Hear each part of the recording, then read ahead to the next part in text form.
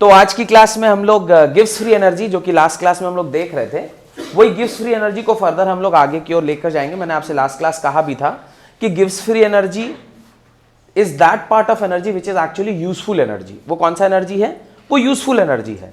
तो हम लोग ये पूरा डेरिवेशन आज की क्लास में करेंगे और ये प्रूफ करेंगे कि how that delta G is negative. आपको अगर थोड़ा बहुत भी ध्यान आ रहा होगा तो मैंने वहां आपको बताया था कि डेल्टा जी जब नेगेटिव होता है तो उस पर्टिकुलर प्रोसेस को आप क्या कहते हैं? स्पॉन्टेनियस प्रोसेस बोलते हैं। याद है मैंने कहा था अगर डेल्टा जी आपका पॉजिटिव हो जाएगा तो उस पर्टिकुलर रिएक्शन को आप क्या बोलेंगे? नॉन स्पॉन्टेनियस रिएक्शन बोलेंगे। और जब डेल्टा जी जीरो होगा तो ये फिर कौन सा कंडीशन हो जाता है? Condition of equilibrium. This is the condition of equilibrium. Equilibrium का ये कंडीशन हो जाता है। तो ये डेल्टा सॉरी ये delta G less than zero spontaneous हुआ, इसको हम लोग तो ऐसे सीधे मुंह से नहीं कह सकते ना, इसको तो हमें मैथमेटिकली डिराइव करना पड़ेगा कि भाई डेल्टा जी कब जीरो होता है। तो उससे वो समझने के लिए एक छोटा सा हमें डेरिवेशन करना होगा। तो उससे पहले आप फिर पहले डेल्टा जी जो मतलब जाती है गिव्स फ्री एनर्जी का डेफिनेशन पढ़िए। गिव्स फ्री एनर्जी या गिव्स energy is defined as the constant temperature. गिव्स एनर्जी या गिव्स free energy is defined at constant temperature and pressure to predict the spontaneity of a reaction. कोई रिएक्शन स्पॉन्टेनियस है कि नहीं है ये जानने के लिए आप गिव्स एनर्जी के बारे में चेक करते हैं।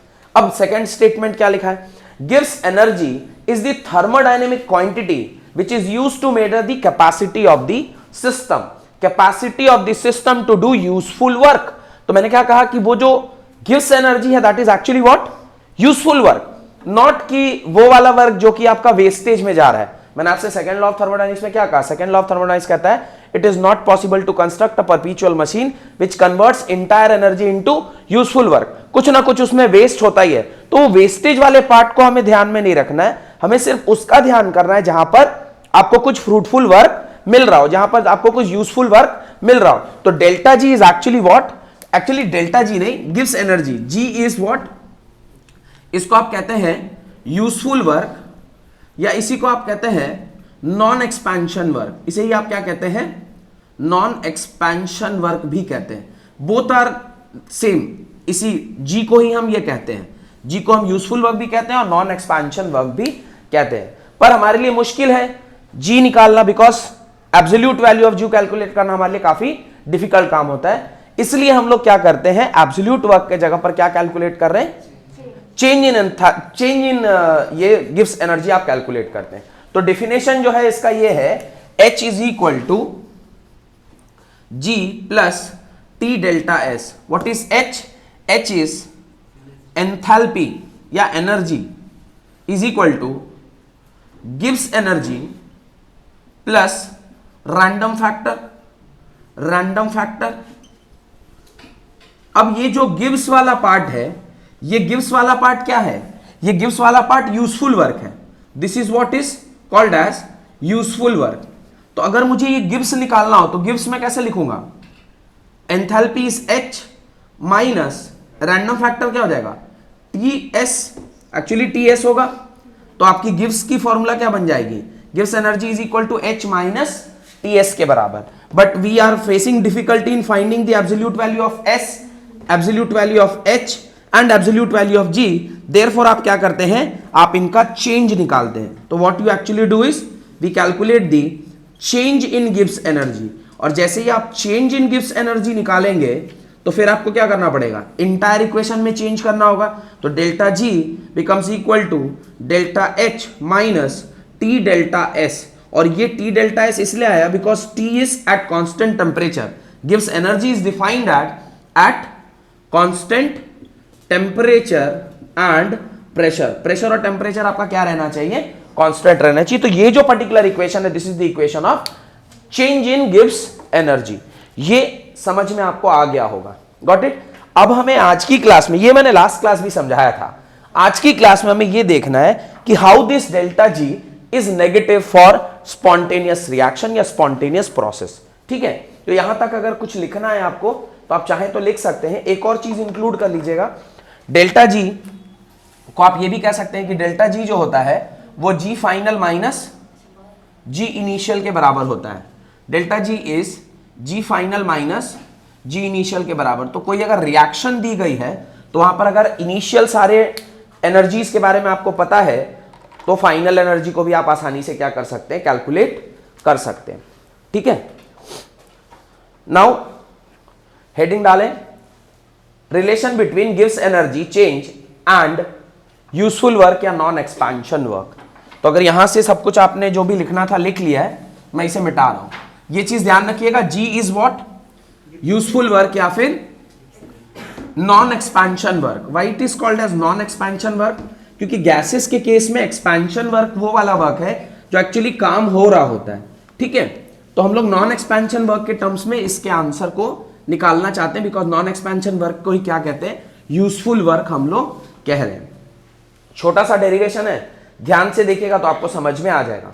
फर्स्ट लॉ ऑफ थर्मोडायनेमिक्स क्या कहता है? फर्स्ट लॉ ऑफ थर्मोडायनेमिक्स कहता है delta E is equal to Q plus W. कोई दिक्कत?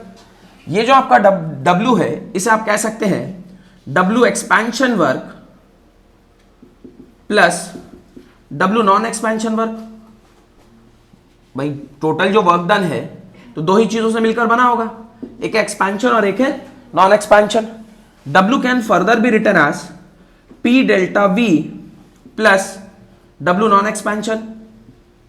नॉन एक्सपेंशन, एक्सपेंशन ही ना गैस के द्वारा जो किया गया काम है, दैट इज दिस। अब इसे आप यहां से उठा के किसी एक इक्वेशन में क्या कर सकते हो, पुट कर सकते हो।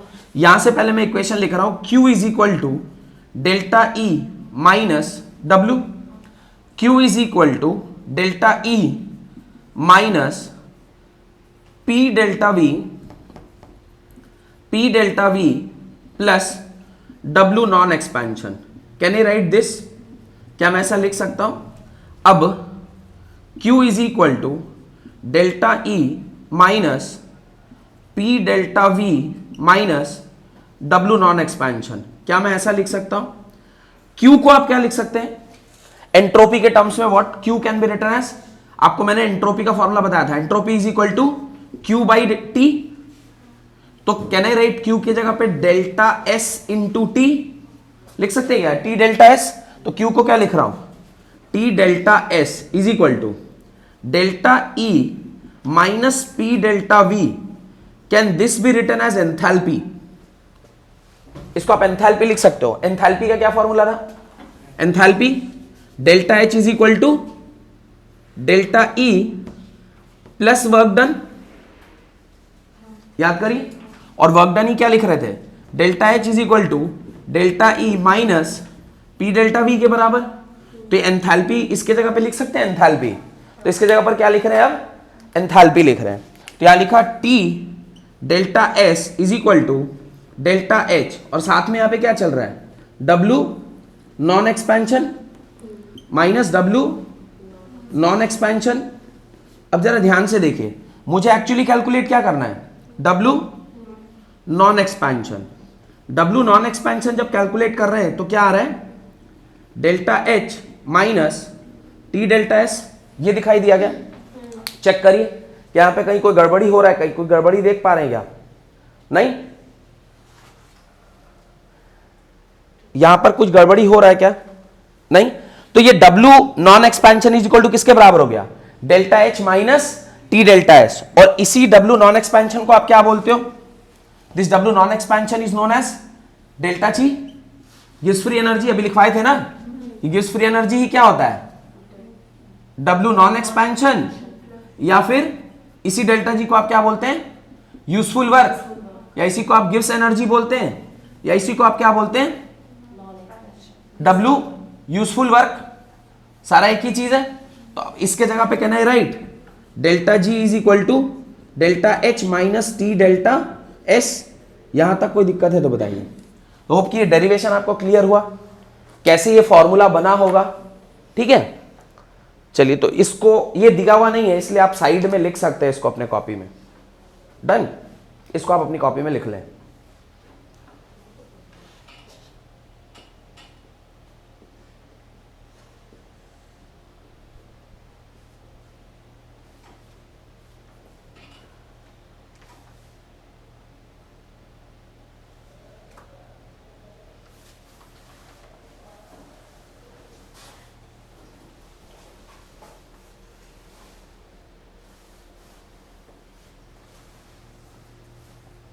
और उसी के नीचे आपको लिख लेना है कि डिक्रीज इन गिव्स एनर्जी ऑफ द सिस्टम, या लिखा हुआ है देखिए, द डिक्रीज इन गिव्स energy of the system is equal to the non expansion work और यूजफुल वर्क के बराबर होता है।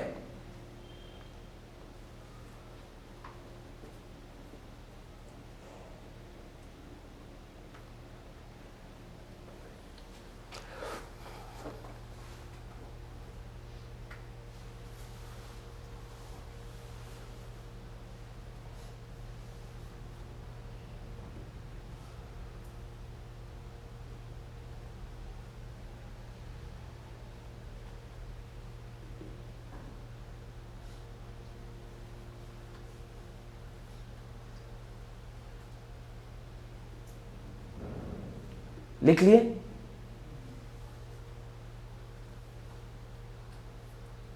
तो ये डेरिवेशन, अगर आपको डेरिवेशन आपने लिख लिया है तो इसका मतलब हमें ये प्रूफ करना है कि डेल्टा जी क्या होता है, नेगेटिव कैसे हो रहा है, ये अभी हम लोग प्रूफ कर लेते हैं। ठीक है,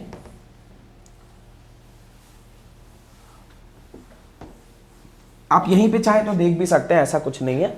अब जरा ध्यान से देखिए, अगर मैं कह रहा हूं work is done by the system, bye the system, अगर सिस्टम के द्वारा काम किया जा रहा है तो वर्क डन यहां क्या होगा, पॉजिटिव की नेगेटिव? वर्क डन क्या होगा, सिस्टम काम कर रहा है, if system is doing some job then work done will be, अरे सिस्टम के ऊपर काम हो रहा है तो एनर्जी बढ़ रही है, सिस्टम काम कर रहा है तो एनर्जी घट रही है। मैं आपको पढ़ा रहा हूं तो मेरी एनर्जी घटेगी बढ़ जाएगी? मैं खाना खाऊंगा, मेरी एनर्जी बढ़ेगी घट जाएगी? बढ़ेगी। तो मैं अभी काम कर रहा हूं तो मेरी एनर्जी घटेगी। तो यहां पे वर्क अगर बाय द सिस्टम हुआ है तो ये नेगेटिव होना चाहिए। अगर ये नेगेटिव होगा तो फर्स्ट लॉ ऑफ थर्मोडायनामिक्स क्या कहता है, delta E is equal to Q plus W कहता है, लेकिन विथ कन्वेंशन आप क्या लिखोगे, माइनस डब्ल्यू। अब जब आप इसे पूरा सॉल्व करके देखेंगे तो यहां पे अगर आपने Q माइनस डब्ल्यू लिखा है तो Q, ये एक्चुअल फॉर्मूला क्या है, the E is equal to Q plus W according to first law of thermodynamics. लेकिन जब आप बाय द सिस्टम लिखेंगे तो ये क्या हो जाएगा, माइनस, माइनस इधर आएगा तो ये क्या हो जाएगा, प्लस। ये अगर प्लस हो गया तो इसके सामने यहां पे भी क्या आ जाएगा, प्लस। ये प्लस जब इस तरफ आएगा या आप इसको यहीं पर भी छोड़ देंगे तो ये दोनों साइन किस में कन्वर्ट हो जाएगा, प्लस में। मैं सिर्फ आपको ये प्रूफ करना चाह रहा हूं कि कैसे डेल्टा जी नेगेटिव होगा। अब ये दोनों अगर प्लस में है तो इन दोनों को मिलाकर आपने क्या लिखा, इन दोनों को मिलाकर आपने क्या लिखा, एंथैल्पी। और ये क्या हो गया, प्लस। ये अगर प्लस में है तो डब्ल्यू नॉन एक्सपेंशन किसके बराबर हो गया, टी डेल्टा एस माइनस, यहां पे एक छोटा सा चेंज आएगा, क्या चेंज आ रहा है, T delta S minus delta H. ये ध्यान से देखिए एग्जैक्टली अपोजिट टू दिस लिखा हुआ है कि नहीं लिखा हुआ है। ये डेल्टा जी क्या फॉर्मूला क्या है, delta H minus T delta S, और W non expansion for work is done by the system क्या आ रहा है, T delta S minus delta H. यानी इन दोनों के बीच में एक नेगेटिव साइन आना चाहिए, नहीं आना चाहिए, इन दोनों के बीच में एक नेगेटिव साइन। मतलब मैं ये कह सकता हूं कि delta G is equal to negative of W non expansion, या मैं ये कह दूं W non expansion is equal to negative of delta G. और नॉन एक्सपेंशन वर्क ही क्या है, डब्ल्यू यूजफुल, तो डब्ल्यू यूजफुल क्या है, माइनस डेल्टा जी। और यहीं से हमने कंक्लूड किया था कि जब कभी भी आपका चेंज इन गिव्स एनर्जी नेगेटिव होगा वो प्रोसेस क्या हो जाएगा, स्पॉन्टेनियस प्रोसेस होगा। ये प्रूविंग समझ में आया। बस यहां पे एक लाइन ही आपको ध्यान रखना था क्या, कि जब work done by the system कर रहे हैं तो वर्क डन क्या होगा, नेगेटिव होगा। और एक बार आपने वो समझ में आ गया तो ये दोनों जो लाइनें आपने लिखी है लास्ट में, इससे आपको क्लैरिटी मिल जाएगा कि आपने जब डेल्टा जी डिराइव किया तो क्या आ रहा था, delta H minus T delta S, और जब नॉन एक्सपेंशन किया तो क्या आया, T delta S minus delta H. एक नेगेटिव साइन का डिफरेंस है तो डेल्टा जी किसके बराबर हो गया, negative of W non expansion, and W non expansion is equal to negative of delta G. इसलिए हम कह रहे हैं कि जो यूजफुल वर्क होता है वो तभी हो सकता है जब गिव्स फ्री एनर्जी क्या हो जाएगी, नेगेटिव हो जाएगी। Got it. चलिए इसको आप अपनी कॉपी में लिख लें।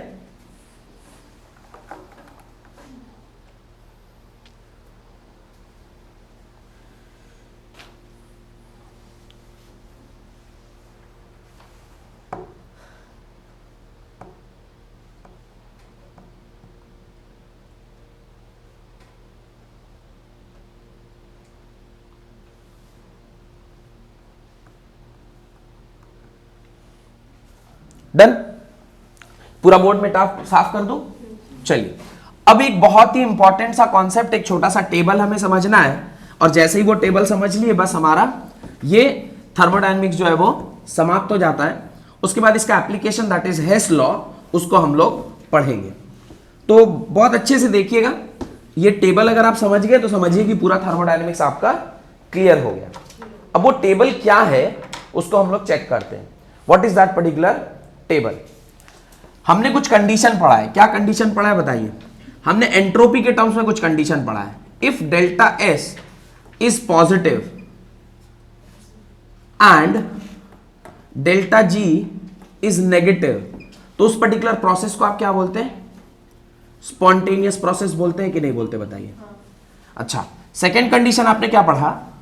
डेल्टा एस अगर आपका नेगेटिव है एंड डेल्टा जी अगर आपका पॉजिटिव है तो आप इस प्रोसेस को क्या बोलते हैं? नॉन स्पॉन्टेनियस प्रोसेस बोलते हैं। और थर्ड आपने पढ़ा कि जब delta S is equal to भी जीरो है and delta G is equal to भी जीरो है तो इसको क्या कंडीशन बोलते हैं? इक्विलिब्रियम कंडीशन कहते हैं। इसमें कोई डाउट है तो पूछिए। नहीं? अब हम लोग ये चेक कर रहे हैं कि किस किस कंडीशन पर ये सारा इक्वेशन सेटिंग किया जा सकता है, कब कोई प्रोसेस स्पॉन्टेनियस होगा, कब कोई प्रोसेस नॉन स्पॉन्टेनियस होगा और कब कोई प्रोसेस इक्विलिब्रियम पे होगा। तो एक छोटा सा टेबल आपको बनाना है। मैं वैसे इक्वेशन ही बना देता। इक्वेशन क्या है? Delta G is equal to delta H minus T delta S. इस इक्वेशन को जरा ध्यान से देखना है और जो टेबल है उसको हम लोग देखते हैं। डेल्टा एच, सेकंड में क्या लिखा हुआ है? डेल्टा एस, और तीसरे में क्या लिखा हुआ है? डेल्टा जी, और लास्ट में टेम्परेचर लिखा होगा, हाई टेम्परेचर या लो टेम्परेचर। चलिए, अब बहुत ध्यान से देखिएगा। ये अगर आप समझ गए तो समझिए पूरा चैप्टर जो आप पढ़े हुए हैं उसको आप यूज करना सीख गए। ठीक है? अब जरा देखिए, मुझे ये चीज नेगेटिव चाहिए। क्या नेगेटिव चाहिए मुझे? डेल्टा जी मुझे नेगेटिव चाहिए। अगर मुझे ये क्वांटिटी नेगेटिव चाहिए, कब ये क्वांटिटी नेगेटिव हो सकती है?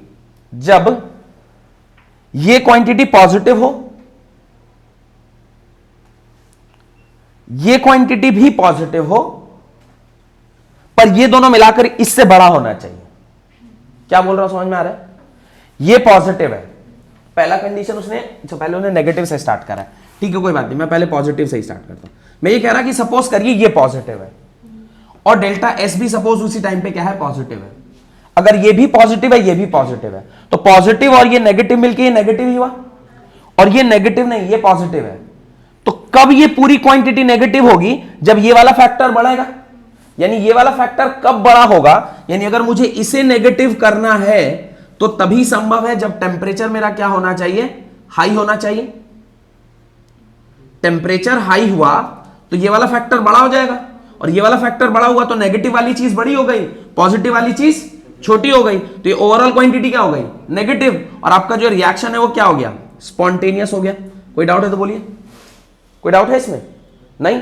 अब जरा सेकेंड स्टेटमेंट को देखें। मैं कह रहा ये भी पॉजिटिव है, अभी भी ये पॉजिटिव है, लेकिन डेल्टा जी पॉजिटिव हो जाएगा कब? जब टेम्परेचर लो होगा। जब क्या होगा? टेम्परेचर लो होगा। इसमें कोई डाउट है तो पूछिए। ये भी पॉजिटिव, ये भी पॉजिटिव, पर ये टेम्परेचर अगर कम है तो जो नेगेटिव होने वाली चीज है वो क्या हो गई? छोटी हो गई। तो आप पॉजिटिव में से कोई छोटी चीज घटाएंगे तो ओवरऑल चीज क्या हो जाएगी? पॉजिटिव। और कोई चीज अगर पॉजिटिव आ रहा है तो वो स्पॉन्टेनियस होगा, नॉन स्पॉन्टेनियस होगा? Non spontaneous. यानी हाई टेम्परेचर पर ये रिएक्शन क्या हो जाएगी? इस कंडीशन पर ये क्या हो जाएगा? स्पॉन्टेनियस हो जाएगा। इस कंडीशन पे क्या हो जाएगा? नॉन स्पॉन्टेनियस हो जाएगा। इसमें कोई इश्यू है तो बताइए। नहीं? चलिए, अब एक तीसरा केस देखते हैं। ये अभी भी पॉजिटिव है, ये क्या है? अभी भी पॉजिटिव है, पर डेल्टा एस अगर नेगेटिव हो जाए, ये अभी भी पॉजिटिव है और डेल्टा एस क्या हो जाए? नेगेटिव हो जाए। सोच के देखिए, ये नेगेटिव है, डेल्टा एस नेगेटिव और उसके सामने एक negative, negative negative will make it, सामने वाला ऑलरेडी क्या है? तो ये ओवरऑल क्वांटिटी क्या हो गई? पॉजिटिव हो गई तो can I write delta G always positive होगा, at all temperature it is non spontaneous only, at all temperatures, at all temperatures चाहे छोटा हो या बड़ा हो, ये ऑलवेज क्या होगा, नॉन स्पॉन्टेनियस होगा। कोई डाउट? चलिए ये 3 केस तो मेरे ख्याल से बहुत आसानी से आपको समझ में आ गए होंगे, और ये 3 आ गया तो बाकी का 3 भी आ ही जाएगा। ये दिखाई दे रहा है यहां तक, यहां तक, यहां तक दिख रहा है। मैं ऊपर मिटा लेता हूं, या फिर ये तो लिख ही लिया ना। अच्छा ऐसा करते हैं, मैं यहां लिख देता हूं, ठीक है। अब इस डेल्टा एच की ना 3 कंडीशन ऊपर लिख देते हैं, स्पॉन्टेनिटी वाली, ठीक है। अब जरा ध्यान से देखिएगा, अब डेल्टा एच इस बार हम लोग क्या ले रहे हैं ना, ये डेल्टा एच अब इस बार नेगेटिव ले रहे हैं। ये 3 केस बनेगा जहां ये तीनों नेगेटिव होगा। डेल्टा एच हमने क्या ले लिया, नेगेटिव। अब अगर मेरा डेल्टा एच नेगेटिव है और डेल्टा एस, अच्छा इक्वेशन तो लिखा ही नहीं, इक्वेशन का ये ऊपर वाला मिटा दो ना, ऊपर वाला तो समझ में आ ही गया होगा आपको ये वाला, क्योंकि जब तक आप इक्वेशन को नहीं देखेंगे तब तक तो आपको समझ में नहीं आएगा कि हम लोग क्या कर रहे हैं। इक्वेशन क्या थी, delta G is equal to delta H minus T delta S. अब जरा ध्यान से देखिए, ये डेल्टा एच मेरा नेगेटिव है, यानी ये क्वांटिटी मेरी नेगेटिव है। Even if this is positive, ये पॉजिटिव है, ये पॉजिटिव, ये नेगेटिव, इसको नेगेटिव बना देगा, और डेल्टा एच मेरा नेगेटिव है, तो ये नेगेटिव ये पॉजिटिव, ये ऑलवेज नेगेटिव होगा। ऑलवेज नेगेटिव मतलब eight all temperature, eight all temperature ये स्पॉन्टेनियस प्रोसेस ही हुआ। कोई डाउट?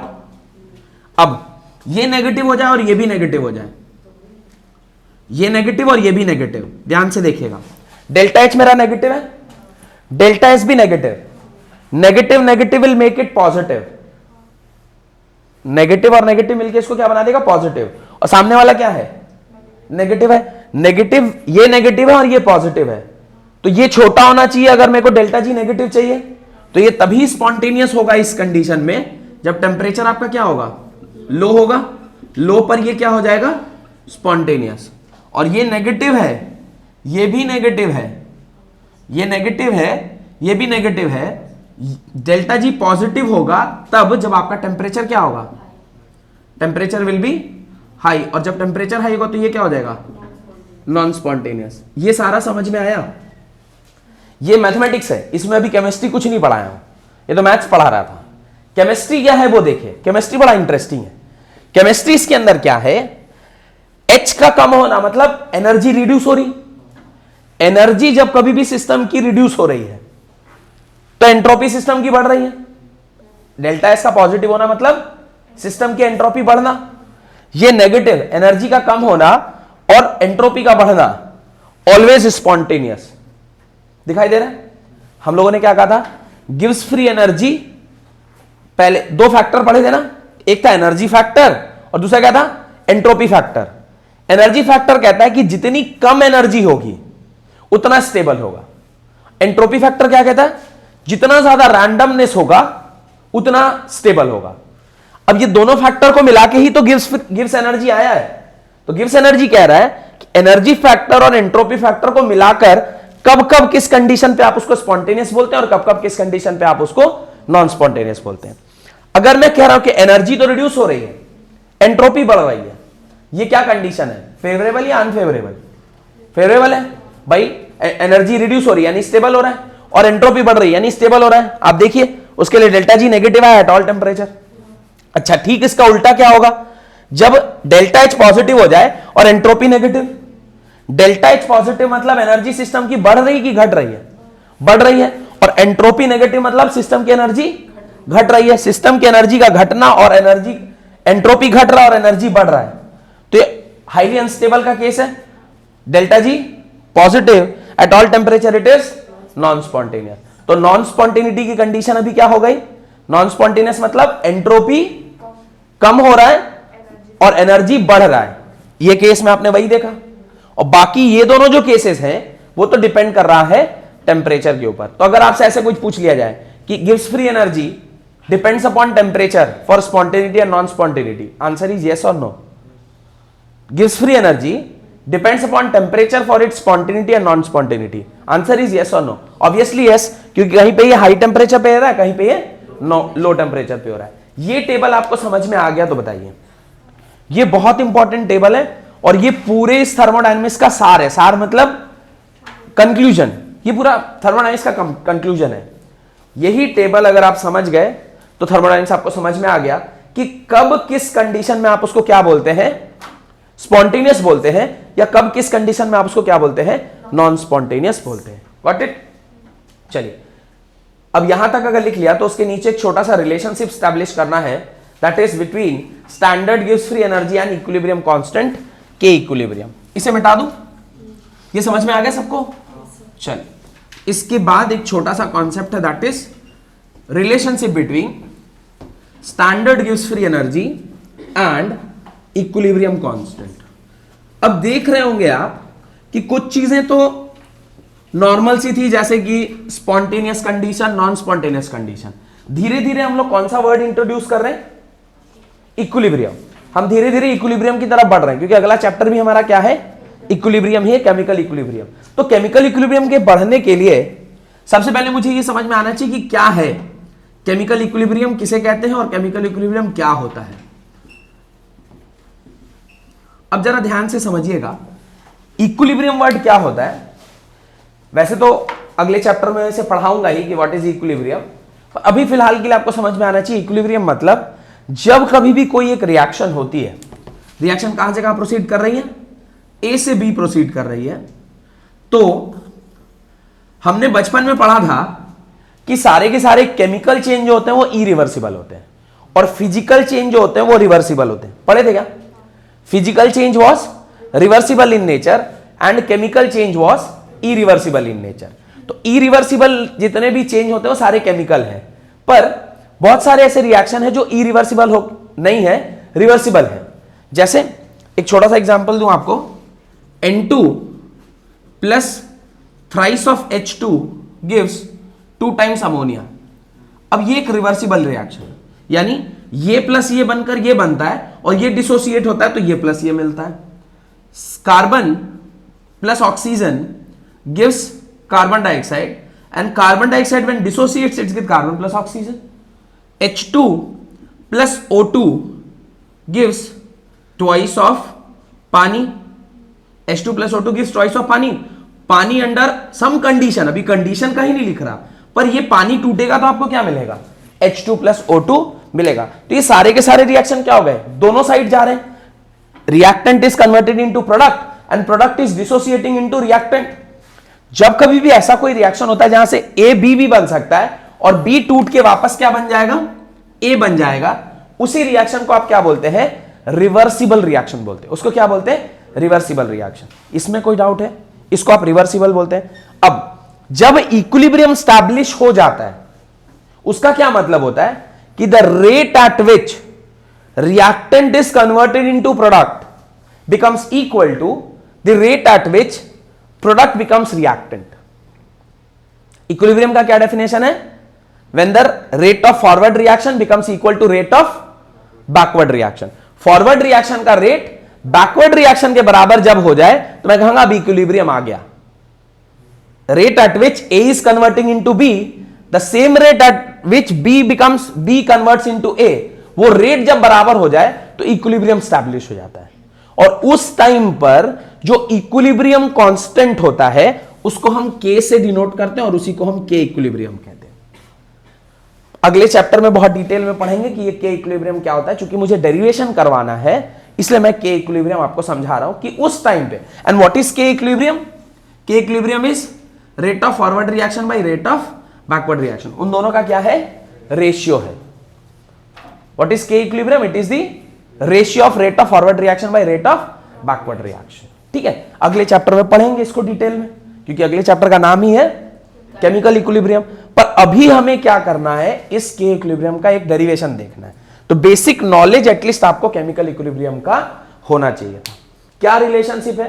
तो एक रिएक्शन लिखी जा रही है, small A into capital A plus small B into capital B is reversibly given as C plus small C into capital C plus small D into capital D. ऐसा एक रिवर्सिबल रिएक्शन आपको दिया गया। ठीक है, ध्यान से देखिए। रिएक्शन क्या है, small A into capital A plus small B into capital B, reversible reaction हो रही है, small C into capital C plus small D into capital D. Done. ये एक रिएक्शन दिया गया है जो आपके शीट में भी लिखा हुआ है। इक्विलिब्रियम पे क्या होता है, इक्विलिब्रियम पे क्या होता है, गिव्स जो एनर्जी होती है वो जीरो हो जाती है। क्या जीरो हो जाती है, गिव्स एनर्जी जीरो। क्यों, हमने अभी ऊपर एक टेबल में लिखा हुआ है एट इक्विलिब्रियम डेल्टा जी किसके बराबर होता है, जीरो के बराबर। तो डेल्टा जी का एक फॉर्मूला है, delta G is equal to, ध्यान से देखिएगा, delta G is equal to delta G not plus delta G not plus R T L N Q, R T L N Q. इसका डेरिवेशन अगले chapter में है, ठीक है। तो अभी डेरिवेशन में बहुत ज्यादा परेशान नहीं होना है। अब जैसे ही कह रहे हैं कि इक्वेशन कैसी है, इक्विलिब्रियम पे है, एट इक्विलिब्रियम जैसे ही इक्विलिब्रियम स्टैब्लिश होगा delta G will be zero, because ये कंडीशन तो आपने ऊपर टेबल के ऊपर लिखा था, डेल्टा जी जीरो हो जाएगा। अच्छा, अगर डेल्टा जी जीरो हुआ तो ये क्वांटिटी क्या हो गई, जीरो, और delta G not is equal to क्या हो जाएगा, नेगेटिव। इधर ले आते हैं आर टी एल एन, इसको ना के इक्विलिब्रियम लिख रहा हूं। क्यों, एट इक्विलिब्रियम जो रेट ऑफ माने रिएक्शन का जो कांस्टेंट होता है उसको क्या बोलते हैं, के इक्विलिब्रियम बोलते हैं। तो this is the relationship between delta G naught and K equilibrium. यही हेडिंग है ना, हेडिंग क्या डाला है, रिलेशनशिप बिटवीन स्टैंडर्ड गिव्स free energy change and equilibrium constant. Standard, standard मतलब at standard temperature and pressure, standard गिव्स फ्री एनर्जी इज, और के इक्विलिब्रियम के बीच में एक रिलेशनशिप है। और आपको तो कई बार मैं बोल चुका हूं कि जब कभी भी इस लॉग को, ln को लॉग में बदलते हैं तो फैक्टर ऑफ 2.303 वहां पर क्या कर जाता है, एग्जिस्टेंस में आ जाता है। और ये भी फॉर्मूला आप कई बार उसके लिए यूज करते हैं। तो ये दो फॉर्मूला है जो आपको न्यूमेरिकल वगैरह सॉल्व करने में काम आएगा। डन। अब जरा इसी इक्वेशन को थोड़ा ध्यान से देखिए, इस इक्वेशन को जरा ध्यान से देखिए। तो इसका एक और तरीका है लिखने का, आप लिख सकते हैं delta G not is equal to minus by R T is equal to L N K equilibrium. Can I write this, ये लिख सकते हैं, K equilibrium is equal to e raise to the power minus delta G not by R T लिख सकते हैं क्या? अगर थोड़ा बहुत भी एल एन मतलब लॉग का ज्ञान होगा तो आप ऐसा लिख सकते हैं, log E K equilibrium is equal to minus delta G not by R T लिखा हुआ है। तो जब कभी इसे सॉल्व करना पड़ता है तो जो ये ऐसे रेज टू द पावर हो जाता है, तो के इक्विलिब्रियम किसके बराबर हो जाएगा, e raise to the power delta G not by R T. तो के इक्विलिब्रियम का फॉर्मूला भी निकल के आ गया, के इक्विलिब्रियम इज इक्वल टू होता है e raise to the power minus delta G not by R T. कोई दिक्कत? यहां पर आपका थर्मोडायनेमिक्स आके क्या हो जाता है, समाप्त हो जाता है। थर्मोडायनेमिक्स यहां पे कंप्लीट। अब थर्मोडायनेमिक्स तो कंप्लीट हो गई, पर थर्मोडायनेमिक्स का केमिस्ट्री में क्या एप्लीकेशन है वो हमें सीखना है। How this thermodynamics helps in chemistry, ठीक है। उसको समझने के लिए नया हेडिंग आपको डालना चाहिए, केमिकल एनर्जेटिक्स। क्या लिखेंगे, केमिकल एनर्जेटिक्स। और केमिकल एनर्जेटिक्स को समझने के लिए थर्ड लॉ ऑफ थर्मोडायनेमिक्स आपको स्टेटमेंट पढ़ना चाहिए। लास्ट एक स्टेटमेंट है थर्ड लॉ ऑफ थर्मोडायनेमिक्स का। What is that statement? At 0 kelvin यानी एट एब्सोल्यूट टेम्परेचर रैंडमनेस किसी भी बॉडी का जीरो हो जाता है। स्टेटमेंट को पढ़िए, क्या लिखा है, at 0 kelvin the entropy of a pure perfect crystalline solid behaves as zero. Obviously perfectly crystalline solid randomness कैसे दिखाएगा, सोच के देखिए। सिर्फ सॉलिड ही हम कह रहे हैं तो हम कह रहे हैं कि सॉलिड की रैंडमनेस कम होती है, ठीक है। रैंडमनेस अगर किसी का बढ़ाना है तो आप उसको टेम्परेचर देते हैं। आप सॉलिड को टेम्परेचर देंगे तो वो लिक्विड में कन्वर्ट होगा और उसमें थोड़ा सा रैंडमनेस आएगा। लिक्विड को जब आप फर्दर टेम्परेचर देंगे वो गैस में कन्वर्ट होगा, उसमें फर्दर रैंडमनेस आएगी। अब आप उसमें से गैस में से हीट निकाल लीजिए। गैस में से जब आप हीट निकालेंगे तो लिक्विफाई होगा, तो उसकी रैंडमनेस कम होगी। लिक्विड्स में से हीट आप निकाल लीजिए, वो किस में कन्वर्ट होगा? सॉलिड में कन्वर्ट होगा, रैंडमनेस और कम होगी। अब मैं कह रहा सॉलिड में से और हीट निकालते जाइए और तब तक हीट निकालिए जब तक टेम्परेचर आपका जीरो ना हो जाए। केल्विन स्केल में टेम्परेचर आपका क्या हो जाए? जीरो हो जाए। केल्विन स्केल में टेम्परेचर जीरो होने का मतलब होता है -217.15 डिग्री सेल्सियस। यानी आप अगर किसी बॉडी को -273.15 डिग्री सेल्सियस पर ले जाएंगे तो उसके अंदर कोई रैंडमनेस नहीं बच जाएगा। साला बचेगा तब ना उसमें रैंडमनेस बचेगा, बच जाए तब ना रैंडमनेस, तो बचेगा ही नहीं तो साला रैंडमनेस कहां से उसमें आएगा? आदमी -40 डिग्री छोड़िए 0 डिग्री सेल्सियस के आसपास तो आदमी घर से बाहर नहीं निकल रहा है, उसमें अभी रैंडमनेस खत्म हो जाती है 0 डिग्री पे। कि वो अभी आप गर्मी के दिन में आप चाहते हैं हम बाहर घूमें, हवा लगाएं। ठंडे में कभी ऐसा फीलिंग आता है कि -2 डिग्री सेल्सियस चलो बुलेट पे हवा लगाते हैं, वो केटीएम चला के आते हैं, लॉन्ग ड्राइव जाते हैं। You will never get a feeling like that. आपके अंदर क्या फीलिंग आती है? घर के अंदर बंद होके रहो, रैंडमनेस आपकी कम होती है। ठंड में किसी भी चीज की जब हमारी रैंडमनेस कम हो सकती है तो मॉलिक्यूल्स और एटम्स तो हमसे भी बहुत छोटे चीज है, तो उनकी रैंडमनेस ऑब्वियसली कम हो जाएगी। तो थर्ड लॉ ऑफ थर्मोडायनामिक्स कहता है कि जब 0 केल्विन पे आप लेके जाते हैं, जिसको absolute temperature that is -273.15 degree Celsius पे आप लेके जा रहे हैं, उस टाइम पे किसी भी क्रिस्टलाइन सॉलिड की 0 रैंडमनेस होती है, होना भी चाहिए।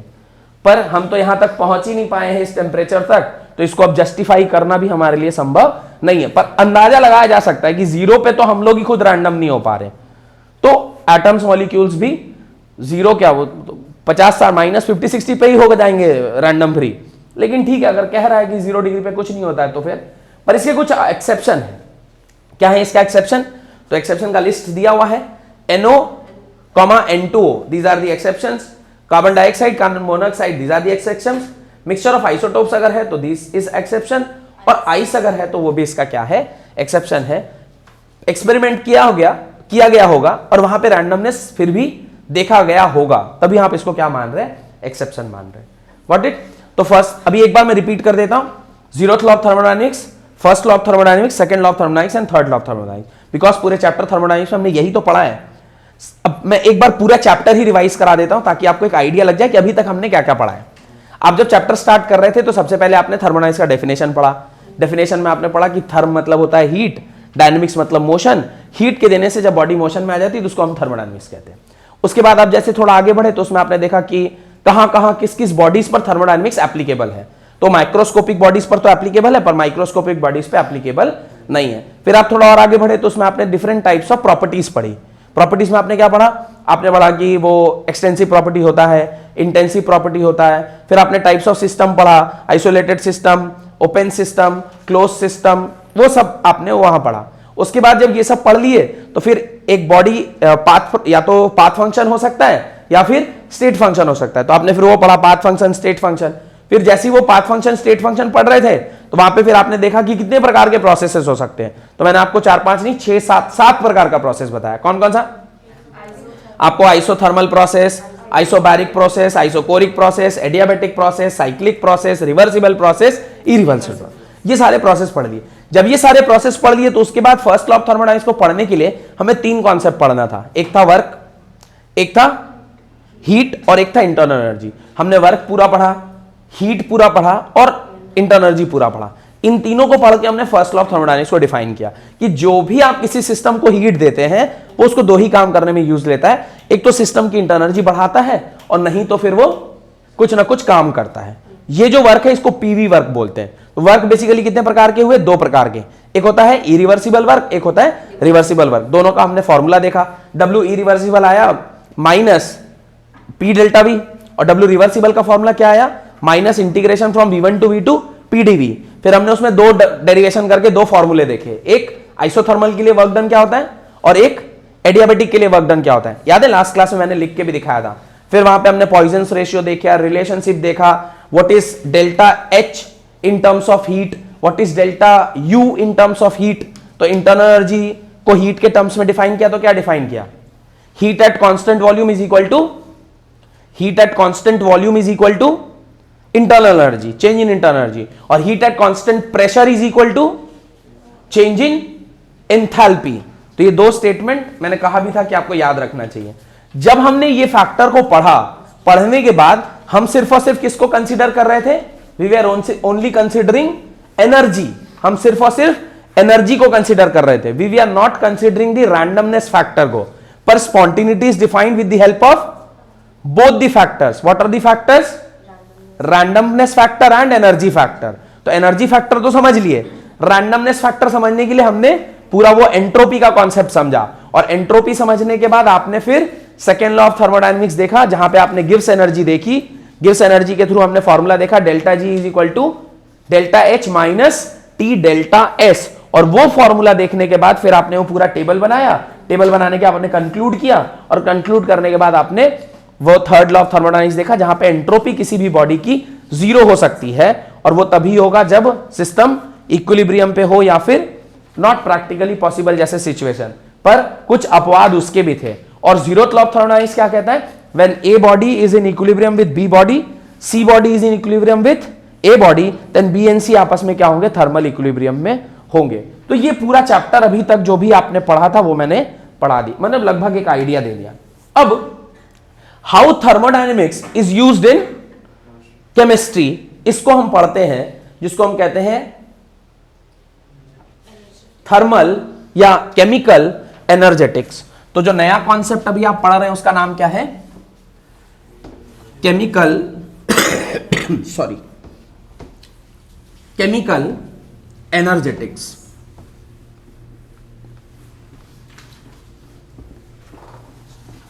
केमिकल एनर्जेटिक्स क्या है? अब ये बात थोड़ा हमें समझना चाहिए। एनर्जेटिक्स का मतलब है समथिंग रिलेटेड टू एनर्जी, और केमिकल एनर्जेटिक्स मतलब केमिस्ट्री में एनर्जी का क्या यूज है। पूरा थर्मोडायनेमिक्स तो एनर्जी ही बात कर रहे हैं हम। जब कभी भी कोई रिएक्टेंट प्रोडक्ट में बदल रहा है, यह तभी संभव है जब एटम्स आपस में कोलाइड कर रहे हैं। एटम अगर आपस में कोलाइड नहीं करेंगे तो प्रोडक्ट फॉर्म नहीं होगा।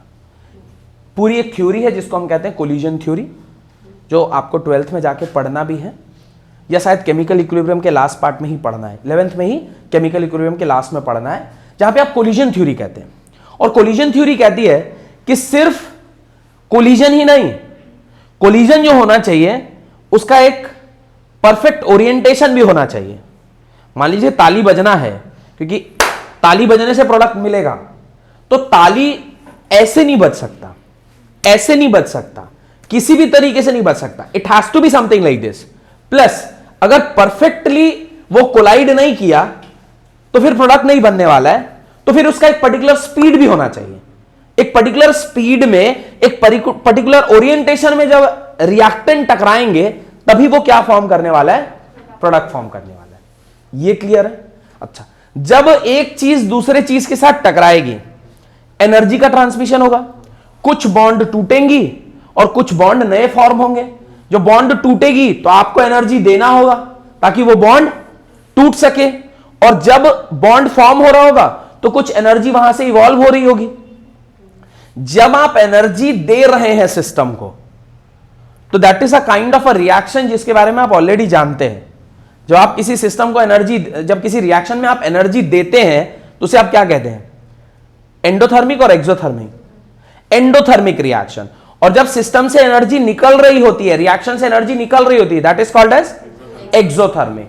तो अब पूरी की पूरी जो थर्मोकेमिकल रिएक्शन है या केमिकल एनर्जेटिक्स है, ये घुमा फिरा के कहां पहुंच गई? एनर्जीज के ऊपर।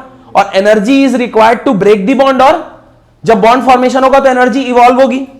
अब इसको समझने के लिए एक नया टर्म आपको समझना है, दैट इज थर्मोकेमिस्ट्री। तो थर्मोकेमिस्ट्री क्या है? Thermochemistry is the branch of physical chemistry which deals with the transfer of heat between chemical system and its surrounding when a change of phase और chemical reaction takes place within the system. तो जब कभी भी कोई chemical reaction होगा वहां पे energy का ट्रांसमिशन को तो होना ही होना है, कोई रोक नहीं सकता उसको। तो केमिस्ट्री में जब कभी भी कोई रिएक्शन होती है तो एनर्जी ट्रांसमिशन होगा ही होगा। अब एनर्जी या तो खपेगा, नहीं तो एनर्जी उसमें से रिलीज होगी। अगर एनर्जी वो लेके रिएक्शन को कंप्लीट करा रहा है तो उसको एंडोथर्मिक बोलेंगे। अगर वो रिएक्शन से एनर्जी रिलीज करके रिएक्शन हो रही है तो उसे आप क्या बोलेंगे? एंडोथर्मिक। तो basically thermochemical reactions are broadly classified into two types. One is endothermic reaction and the other is exothermic reaction. अब अगर कोई चीज एंडोथर्मिक है या फिर एक्सोथर्मिक है तो उसको पहले मैं ग्राफ की मदद से आपको समझाता हूं एंड देन फिर हम लोग उसके बारे में आगे समझते हैं। अब देखिए, एक है एक्सोथर्मिक और एक है एंडोथर्मिक। एक है एंडोथर्मिक एंड एक है एक्सोथर्मिक। दो ही प्रकार के रिएक्शन होते हैं। अगर मैं बात करूं एंडोथर्मिक रिएक्शन की, if you are talking about endothermic reaction, endothermic reaction का क्या तात्पर्य है? आपका रिएक्टेंट यहां पर है, this is energy versus rate of reaction या energy versus proceeding of reaction का ग्राफ है। Energy versus proceeding of reaction का ग्राफ है। रिएक्टेंट यहां पर है, यानी energy of reactant is lesser. और मान लीजिए ये एंडोथर्मिक अगर हो रहा है प्रोसेस, एंडोथर्मिक अगर है तो वो एनर्जी ले रहा होगा कि बाहर निकाल रहा होगा, एब्जॉर्ब कर रहा होगा कि रिलीज कर रहा होगा? ऑब्वियसली एब्जॉर्ब कर रहा होगा। अगर वो एनर्जी एब्जॉर्ब करेगा तो उसकी एनर्जी बढ़ेगी कि घट जाएगी? बढ़ेगी। अगर वो एनर्जी को एब्जॉर्ब कर रहा होगा तो उसकी एनर्जी बढ़ जाएगी। तो अभी प्रोडक्ट की एनर्जी कहां आ गई? यहां आ गई। यानी एचपी यानी एनर्जी ईपी, या मैं बोलूं डेल्टा एच, तो मैं लिख सकता हूं energy of product minus energy of reactant. Energy product बड़ा है, या मैं फाइनल और इनिशियल के टर्म्स में लिख सकता हूं energy of final minus energy of initial. ये फाइनल बड़ा है, मैं कह सकता डेल्टा एच क्या होगा? पॉजिटिव होगा। अभी थोड़ी देर पहले आपने एक कंडीशन देखा था थर्मोडायनेमिक्स में, डेल्टा एच पॉजिटिव, टेबल देखे थे ना, डेल्टा एच पॉजिटिव, तो उसमें 3 कंडीशन देखे थे। देखिए क्या क्या है। एक केस तो ऐसा बन गया था जहां पे डेल्टा एच पॉजिटिव था, वो ऑलवेज नॉन स्पॉन्टेनियस हो रहा था। Delta H positive and delta H negative, वो ऑलवेज नॉन स्पॉन्टेनियस हो रहा था। पर 2 केसेस अभी भी ऐसे हैं जहां पे डेल्टा, एक 3 में से एक केस ऐसा है जहां पे डेल्टा एच पॉजिटिव होने के बावजूद भी वो रिएक्शन स्पॉन्टेनियस है। कौन सी? Delta H positive, delta S positive, पर टेम्परेचर क्या है? At higher temperature. टेम्परेचर क्या होना चाहिए? हाई होना चाहिए। ये बात सेंस आ रहा है? तो एंडोथर्मिक रिएक्शन भी sometimes they are stable reaction, पर हमें अभी उसके बारे में नहीं सोचना है। हम तो अभी ये मैं अभी जो ये एक्सरसाइज कराया वो इसलिए कराया ताकि आप रिलेट कर पाए कि आपने जो थर्मोडायनेमिक्स में पढ़ा है और यहां जो हो रहा है सब अलग अलग नहीं है, एक ही है। खैर, अभी फिलहाल जो मुझे समझ में आना चाहिए वो ये है कि delta H for endothermic reaction is positive. ये डेल्टा एच क्या है? Heat of formation of product. Delta H को क्या बोलते हैं? Heat of formation of product या heat of formation of reaction. इसको बोलते हैं heat of formation of reaction, क्योंकि जब रिएक्शन प्रोसीड कर रही है तो रिएक्टेंट किस में कन्वर्ट हो रहा है? प्रोडक्ट में कन्वर्ट हो रहा है। ठीक है, वो एनर्जी लेकर प्रोडक्ट में कन्वर्ट हो रहा है, वो एक अलग बात है, पर प्रोडक्ट में तो कन्वर्ट हो रहा है। यानी ये क्या है? Heat of formation of reaction. और इस केस में इसका वैल्यू क्या आ रहा है? Delta H positive. तो अभी आपको क्या याद रखना है? एंडोथर्मिक में डेल्टा एच क्या होता है? Positive. This is heat of formation. अब आइए एक्सोथर्मिक में। एक्सोथर्मिक रिएक्शन आप किसे कहते हैं? जो आपका रिएक्टेंट है वो जब प्रोडक्ट में कन्वर्ट हो रहा है, तो वो एनर्जी को क्या कर रहा है? रिलीज कर रहा है।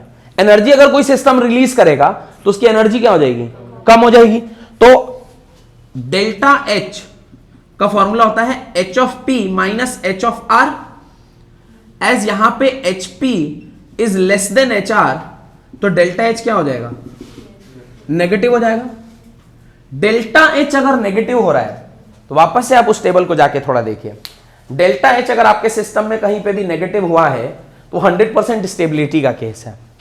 डेल्टा एच नेगेटिव और डेल्टा एस अगर आपका पॉजिटिव हो जाए तो 100% क्या है? इन ऑल कंडीशंस वो क्या होगा? स्पॉन्टेनियस होगा।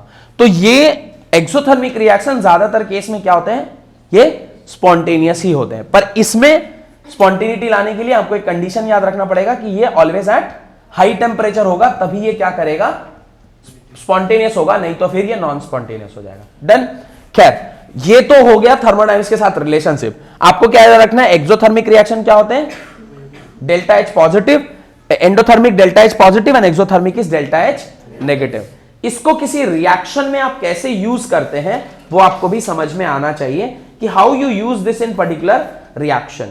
अब जब कभी भी कोई रिएक्शन लिखी होती है तो आपको इंफॉर्मेशन कैसे दिया रहता है। फॉर एन एक्सोथर्मिक रिएक्शन देखिए, A plus B gives C plus D, और यहां पर अगर डेल्टा एच पॉजिटिव दिया हुआ है, ऐसे करके कॉमा देके डेल्टा एच क्या लिखा हुआ है, पॉजिटिव लिखा हुआ है, तो आप ये इसको क्या कंक्लूड करोगे, किस टाइप का रिएक्शन है, this is endothermic reaction. Secondly, अगर ऐसा कहीं लिखा हुआ है A plus B plus X calories give C plus D, तो इसे आप क्या मानोगे, this is also endothermic reaction, because A plus B के साथ आपने कुछ क्या ऐड किया, एनर्जी ऐड की। एनर्जी ऐड करेंगे तो ही मुझे क्या मिलेगा, प्रोडक्ट मिलेगा। और इसी को आप एक और तरीके से रिप्रेजेंट कर सकते हैं, A plus B gives C plus D minus X calories. इधर प्लस है तो उधर जाएगा तो माइनस हो जाएगा। ये तीनों ही तरीका है दिखाने का कि रिएक्शन कैसी है, एंडोथर्मिक है। आपको एग्जाम में ये बोला नहीं जाएगा कि ये रिएक्शन एंडोथर्मिक है, आपको इसी तरीके से दिया रहेगा और ये देख के आपको आइडेंटिफाई करना है कि ये रिएक्शन क्या है, एंडोथर्मिक है। सिमिलरली यहां की भी बात करें अगर, तो यहां पे क्या लिखा होगा, A plus B gives C plus D, और यहां पे लिखा होगा delta H is equal to negative, तो आप बोलेंगे ये कौन सा रिएक्शन है, exothermic. A plus B gives C plus D along with some heat, तो आप इसे क्या बोलेंगे, एक्सोथर्मिक। और A plus B minus some heat will give C plus D, तो भी आप इसे क्या पढ़ेंगे, एक्सोथर्मिक रिएक्शन पढ़ेंगे। एक बहुत ही कॉमन सा रिएक्शन है हीट रिलीज करने वाला, दैट इज कंबशन रिएक्शन। किसी भी हाइड्रोकार्बन को आप जलाते हैं तो उससे कार्बन डाइऑक्साइड प्लस वाटर तो मिलता ही है, साथ साथ क्या मिलता है, हीट। पेट्रोल का जलना, कागज का जलना, दिल का जलना। दिल के जलने से कार्बन डाइऑक्साइड वाटर निकले नहीं निकले, पर आग जरूर निकलती है, नहीं वो हीट जरूर निकलता है। क्या, तो जिसका वो एक बच्चा है बड़ा अच्छा टी शर्ट पहन के आया था, बोले जो मुझसे जले वो हट के चले, बोले ऐसा कुछ लिखा है, जो मुझसे जले वो हट के चले। सही है, साइड से चले, अच्छा वो हट के नहीं बोल रहा, साइड से चले, तो उसका जल चुका है बेचारे का, तो अब कह रहा अब क्या मतलब, अब तो कोलिजन करके भी कोई फायदा नहीं, तो अब साइड से ही चलो भैया, जिसको चलना है हटना है जो भी है। खैर, तो यहां से आपको बहुत सारी चीजें समझ में आ गई होंगी कि ये एंडोथर्मिक रिएक्शन और एक्सोथर्मिक रिएक्शन क्या होती है, कब एंडोथर्मिक, कब। अच्छा, इसके ऊपर मैंने शायद पहले कभी कुछ बताया है कि नहीं बताया है, पर अगर नहीं बताया है तो ध्यान रखिएगा। इस केस में रिएक्टेंट प्रोडक्ट बनना चाहता है, why reactant want to convert into product, because ये अनस्टेबिलिटी से स्टेबिलिटी की ओर जा रहा है, अनस्टेबिलिटी से स्टेबिलिटी की ओर जा रहा है, because there is release in energy, energy factor के तहत ये स्टेबल है। वेयरएज ये एनर्जी इसकी बढ़ रही है, जबकि हम लोगों ने पढ़ा था कि एनर्जी का घटना इज स्टेबिलिटी, एनर्जी का बढ़ना इज नॉट स्टेबिलिटी। पर कई सारे ऐसे रिएक्शन हैं जो एनर्जी के बढ़ने पर भी स्टेबल होते हैं। इसी रिएक्शन मतलब एंडोथर्मिक रिएक्शंस को देखकर ही साइंटिस्ट को यह फील आया कि सिर्फ एनर्जी फैक्टर स्टेबिलिटी डिसाइड नहीं कर सकती, या सिर्फ एनर्जी फैक्टर स्पॉन्टेनिटी डिसाइड नहीं कर सकती, उसको एक और फैक्टर की जरूरत है, और that another factor was spontaneity या रैंडमनेस। इसीलिए फर्स्ट लॉ ऑफ थर्मोडायनेमिक्स क्या हो गया, फेल कर गया, और सेकंड लॉ ऑफ थर्मोडायनेमिक्स में आपने स्पॉन्टेनिटी एज अ टर्म पढ़ा कि spontaneity is not only defined by energy, it has to be defined by some other factor, that is entropy और डिसऑर्डरनेस फैक्टर या रैंडमनेस फैक्टर, और दोनों को मिलाकर ही आप बता सकते हैं कि कौन सा पर्टिकुलर रिएक्शन स्पॉन्टेनियस है, कौन सा स्पॉन्टेनियस नहीं। चलिए, इसके बाद बहुत सारे टाइप्स ऑफ डिफरेंट रिएक्शन के हीट होते हैं, मैं एक आध को आपके साथ डिस्कस करता हूं, फिर सीधे हम लोग हेस लॉ में जाएंगे और एक न्यूमेरिकल देखेंगे जिससे आपको हेस लॉ क्लियर हो जाएगा। अब देखिए heat of reaction, heat of reaction क्या है, मैं डेफिनेशन पढ़ता हूं। The amount of heat evolved और absorbed, the amount of heat evolved और absorbed when number of moles of reactant according to the balanced chemical reaction had completely reacted is called as heat of reaction। तो कह रहे हैं heat of reaction या enthalpy of reaction किसे कहते हैं, तो ये वो हीट है, अमाउंट ऑफ हीट इवॉल्व या एब्जॉर्ब, इवॉल्व हुआ तो कौन सा रिएक्शन हो गया, एक्सोथर्मिक, और रिलीज हुआ तो कौन सा हो गया, एक्सोथर्मिक, और अगर एब्जॉर्ब हो गया तो कौन सा रिएक्शन हो गया, एंडोथर्मिक, दोनों ही हो सकता है। तो इसके बेसिस पर जो रिएक्शन लिखी जाती है वो when number of moles of a reactant according to the balanced chemical reaction has completely reacted to, तो उस टाइम जो हीट रिलीज होगा उसको आप क्या बोलते हैं, हीट ऑफ रिएक्शन। एक एग्जांपल उसने दिया है H2 gas plus O2 gas gives H2O gas. ये अगर आपने लिख लिया हो तो इसे मिटा दूं मैं, ये तो लिखा ही हुआ है, समझ में आ गया आपको, तो इसे मिटा रहा हूं। हीट ऑफ रिएक्शन एक्चुअली ये सब क्या है ना, मैं एक एक्चुअली एक्सेस ये न्यूमेरिकल कराऊंगा ना, तो उससे आपको क्लियर होगा कि ये हम लोग यूज कैसे करते हैं, मतलब how thermodynamics is used, thermodynamics का जो कॉन्सेप्ट है उसको हम लोग यूज कैसे करते हैं वो मैं आपको दिखा पाता। चलिए फिलहाल देखिए, H2 gas when react with O2 gas it gives twice of H2O gas. अब ये जो पर्टिकुलर रिएक्शन है, ये रिएक्शन में एक इंफॉर्मेशन दिया हुआ है, अब हमें नहीं मालूम कि एनर्जी रिलीज होगी कि एनर्जी इवॉल्व होगी, पर इस टाइम जो एनर्जी आपको मिलेगा, चाहे पॉजिटिव मिले कि नेगेटिव मिले वो मुझे नहीं मालूम, जो भी मिलेगा उसी को आप क्या बोलेंगे, हीट ऑफ रिएक्शन या एंथैल्पी ऑफ रिएक्शन। यानी रिएक्शन हुई तो उसके दरमियान आइदर एनर्जी लिया गया या एनर्जी रिलीज हुआ, और ये H2 प्लस O2 मिलकर क्या बन गया, पानी बन गया। ये जो पर्टिकुलर रिएक्शन है इसको आप क्या बोलते हैं, this is called as heat of reaction. Done. Similarly एक सेकेंड कॉन्सेप्ट है heat of formation. Heat of formation क्या होता है, आप पेज नंबर 224 पे जाएं, वहां पे देखिए अलग अलग टाइप के हीट है। एक होता है heat of formation. What do mean by heat of formation, तो हीट ऑफ फॉर्मेशन किसे कहेंगे, H2 gas plus half of O2 gas gives, अगर पानी दे रहा है वो, इस टाइम जो एनर्जी लगी होगी इसे आप बोलेंगे delta H formation of water. This is the amount of heat released और absorbed to convert H2 plus O2 1 mole of, आपको क्या मिलना चाहिए, पानी मिलना चाहिए, 1 मोल। डेफिनेशन को पढ़िए, it is the enthalpy change when 1 mole of substance is formed. It is the enthalpy change when 1 mole of substance is formed from its element in their most abundant naturally occurring form and in their standard and stable state form.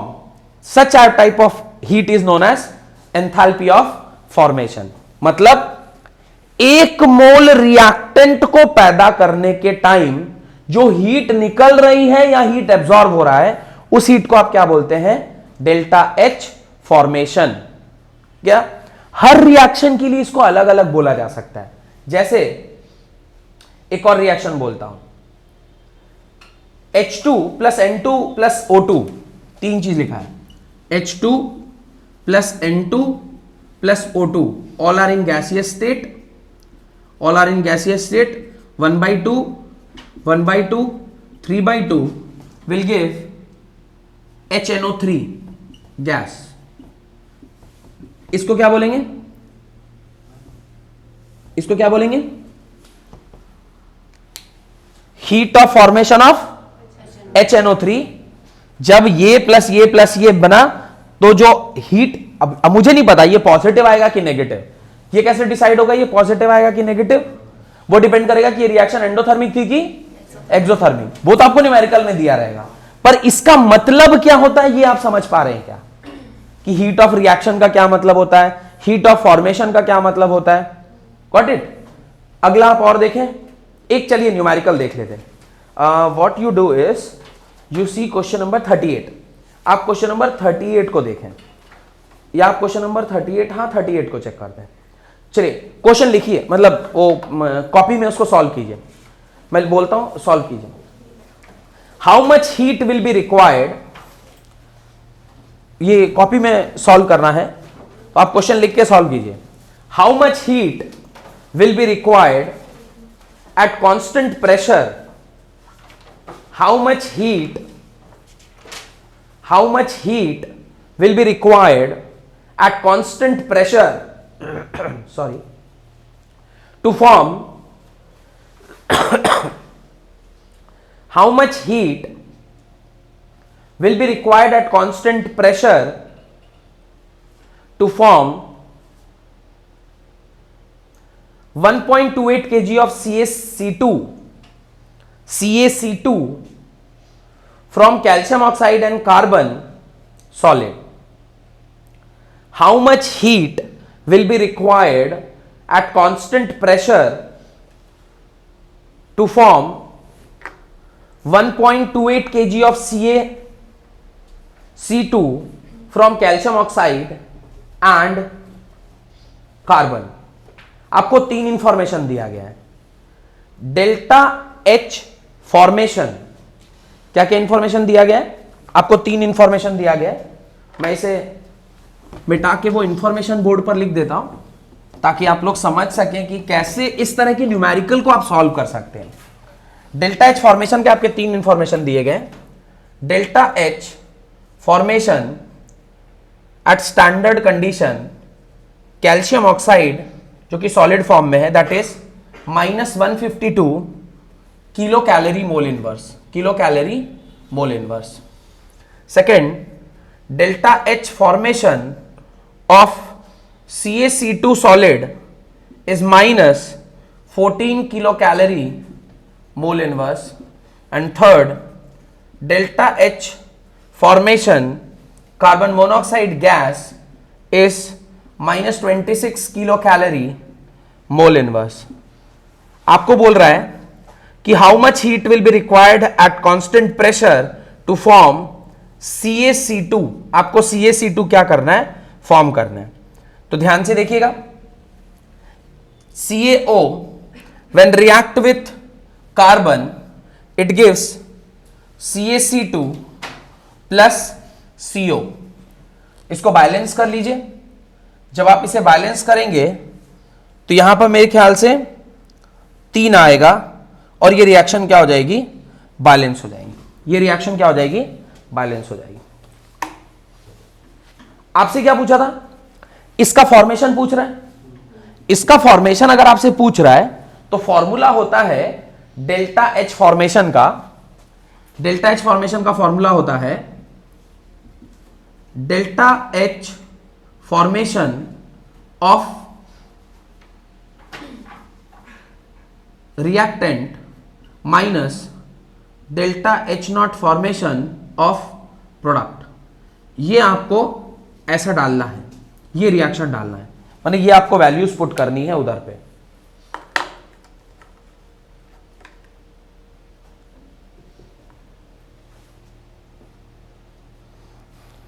अब reactant side पे क्या क्या है हमारे पास? Calcium oxide और carbon. इन दोनों की energies आपको पता है क्या? Carbon carbon carbon. अच्छा, कार्बन चूंकि एब्सोल्यूट फॉर्म में है इसलिए इसकी एनर्जी हमें लिखने की आवश्यकता नहीं है, क्योंकि कार्बन ऑलरेडी एब्सोल्यूट फॉर्म में। तो ये ना एक पॉइंट मैंने मिस कर दिया है शायद। एक बार मैं वो पॉइंट आपको बता देता हूं कि ये कहां पे लिखा होता है कि एब्सोल्यूट फॉर्म में कोई चीज होती है तो उसकी हम लोग एंथैल्पी नहीं लेते। उसकी एंथैल्पी क्या हो जाती है? 0 हो जाती है।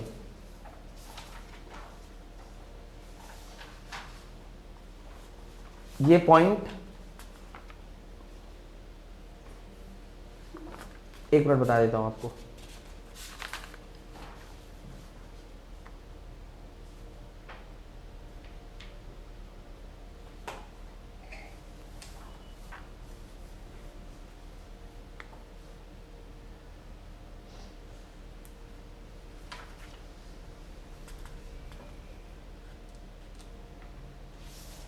दो बातें बहुत इंपॉर्टेंट थी जो मैं गलती से नहीं बोल पाया।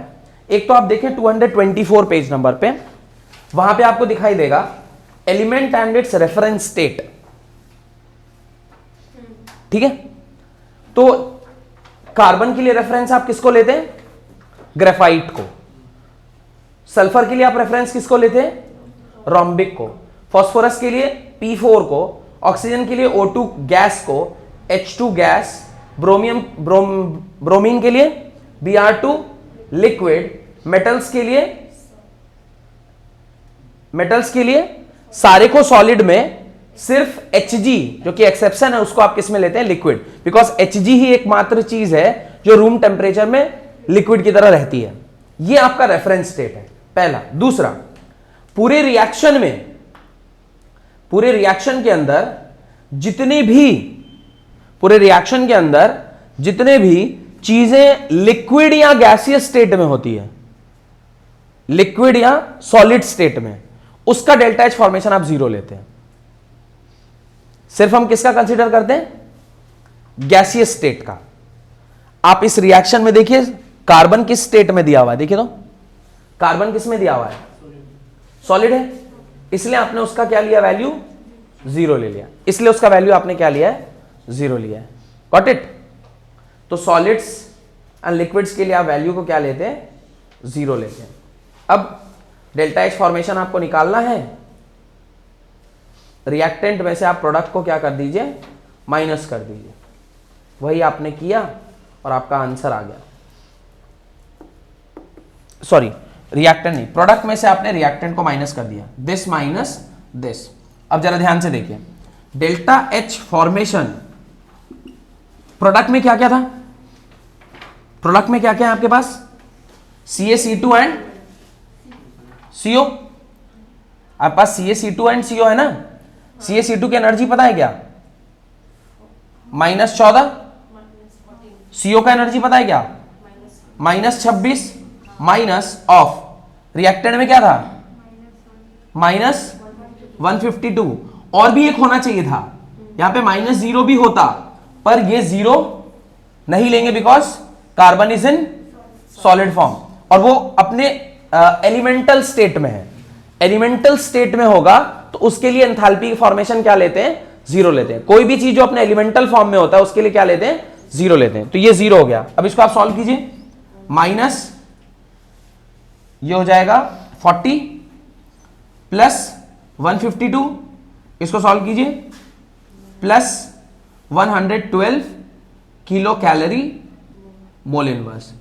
This is the amount of delta H formation of CaC2 from calcium oxide and carbon. ठीक है, पर आपसे सवाल में उसने क्या पूछा है? सिर्फ यही पूछा है? नहीं, उसने पूछा 1.28 kg का कितना होगा। क्वेश्चन पढ़िए, ठीक है, 1.28 kg का कितना होगा। दिस इज तो 1 मोल का है, तो 1 मोल का नहीं, हमें तो कितने मोल का चाहिए? तो पहले उसका मोल निकालना होगा कि कितने मोल्स दिए हुए हैं। तो मोल इज इक्वल टू होता है मास अपॉन मॉलिक्यूलर मास। मास दिया हुआ है 1.28 माने 1280 ग्राम होल डिवाइडेड बाई CaC2 का निकालिए कितना होगा? 12 और ये 40 है ना, 12 और 40 62 होगा। Calcium is 40, calcium is 40 plus carbon is 2 into 12, 40 plus 24 that is 64। Correct no? यहां से आप 64 डिवाइड किया, ये क्या निकल गया? Number of moles. ये 1 मोल के लिए इतना है, तो इतने मोल्स के लिए कितना होगा? मल्टीप्लाई कर दीजिए, इसको आप मल्टीप्लाई करेंगे 112 के साथ। ये जो सॉल्व करके आएगा वो आपका क्या होगा?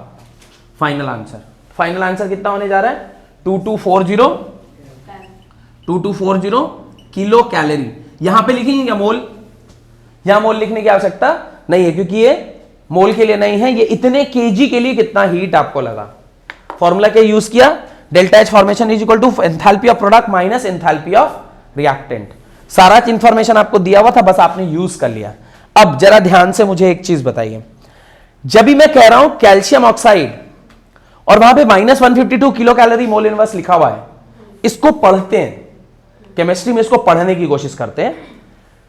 कैल्शियम ऑक्साइड एक सॉलिड है, इसको जब आपने बनाया होगा तो कैसे बनाए होंगे? कैल्शियम प्लस ऑक्सीजन, तो कैल्शियम ऑक्साइड बना होगा। और जब आपने ऐसा बनाया है तो डेल्टा एच क्या दिया हुआ है? नेगेटिव दिया हुआ है। मतलब क्या है इसका? आपने सिस्टम को हीट दिया है या सिस्टम से हीट मिला है आपको? डेल्टा एच नेगेटिव है या पॉजिटिव? डेल्टा एच नेगेटिव मतलब एंडोथर्मिक, एक्सोथर्मिक? एक्सोथर्मिक। एक्सोथर्मिक मतलब सिस्टम ने हीट प्रोड्यूस किया, यानी इतना हीट मुझे मिला। ठीक है। सेकेंड, जब आप CaCl2 बना रहे थे उस टाइम पे आपको क्या मिला? What is the amount of heat? That is 14। Again this is what? Exothermic. This is also, पर आपने जो सॉल्व किया वो क्या आया? यानी फॉर्मेशन इज CaCl2 का जो फॉर्मेशन है वो क्या निकल के आया? Endothermic reaction. ये आप इसको स्टडी कर रहे हैं, यानी ये आप उसको रीड कर रहे हैं कि रिएक्शन को पढ़ते कैसे हैं। Got it? एक और सवाल कर सकते थे, खैर तो अगला एक और कॉन्सेप्ट देख लेते हैं, फिर इकट्ठे अगली क्लास में इसके ऊपर एक आध न्यूमेरिकल करेंगे और फिर चैप्टर को विदा कर देंगे। हीट ऑफ कंबशन किसे कहते हैं? What is called as heat of combustion? अभी मैंने आपको 3 हीट पढ़ा दिया। पहला क्या पढ़ाया? हीट ऑफ रिएक्शन किसे कहते हैं? हीट ऑफ रिएक्शन या एंथैल्पी ऑफ रिएक्शन। सेकंड बताया एंथैल्पी ऑफ फॉर्मेशन या हीट ऑफ फॉर्मेशन, यानी जब कभी भी कोई रिएक्शन हो रही है तो उसमें 1 मोल सब्सटेंस जब कभी भी कुछ फॉर्म होता है उस टाइम जो हीट लगता है या रिलीज होता है तो उसे हम हीट ऑफ फॉर्मेशन बोलते हैं। अभी बोल रहा हूं हीट ऑफ कंबशन।